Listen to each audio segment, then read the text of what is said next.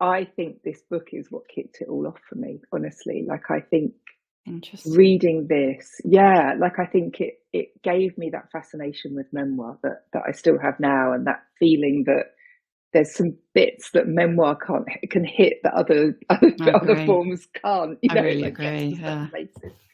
But also, I think it made me want to write memoir as well. I think it really set something off for me and gave me this sense of permission. Um, but I'm not sure when I first read it, honestly. Like my edition is the 1997 edition. But Can I see it? Is it different? How different does that? it's that Oh, one. that's Yeah, interesting. it's It's quite Granta. different. Oh, that's that Yeah, picture that she talks about a lot of herself and her mum, isn't it? yeah, that's right. Yeah, and it's very faded out here, so you can't really see it. But yeah, and I'm pretty sure that I'd have come across her in the Guardian, and I think because I remember reading the essay that this is based on. Mm. I'm pretty sure I wasn't reading the Times Literary Supplement at the time, which she was writing for regularly. Although I did read her pieces in that later.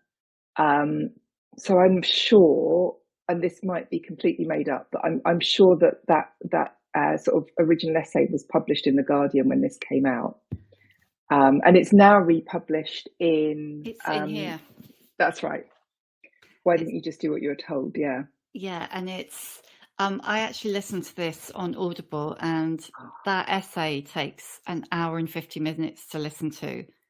So, and it's I really, if you haven't had a chance to read Skating to Antarctica yet, I really recommend listening to that or reading that essay, because it gives you just a really good introduction to her. I was just going to see where it was first published, actually. I'm sure it, although I think now, if I Please let it say the Guardian.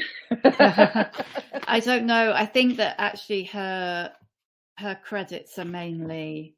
Oh no, the credits are so long. Life's too short. It's the credits are in the back of the book. It's going to be one of the two, isn't it? And they like you say, they may well have republished it anyway. Yeah, I've got a feeling that's where I'd have come across it, because I can't imagine it being anywhere else. But I also, like I think probably I was reading her the most when she was writing about her final day, when she was writing about cancer. And all the way through, she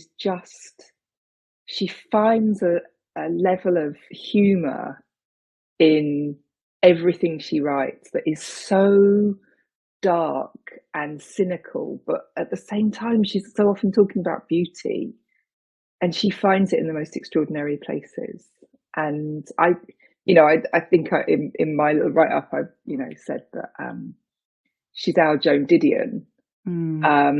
But I don't think we know how to value a writer like her. No, I know exactly what you mean.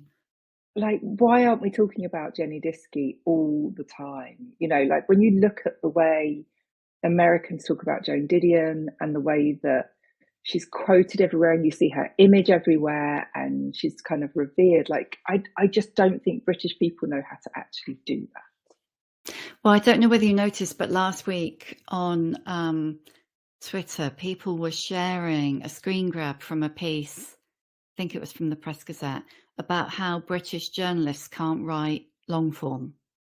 Oh. And I mean, how did you feel about that? Well, it enraged me, but there's a reason there are not many British journalists who write long form, and that's because we aren't paid an absolute fortune.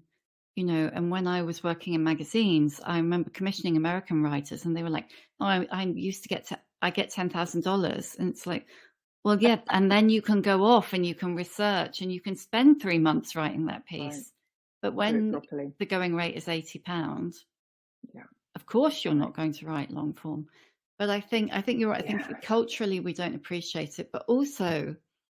I was thinking about the Didion thing, and so I read a couple of Didion essays, and I think you may well disagree, but I don't think she writes, until Year of Magical Thinking, I don't think she writes as personally. It's as personally, yeah, no, absolutely. That's absolutely more true. Removed. It's much more journalistic, yeah. And the way, so she was writing much more, I suppose, what you would call gonzo journalism, putting herself in the story, but not giving of herself.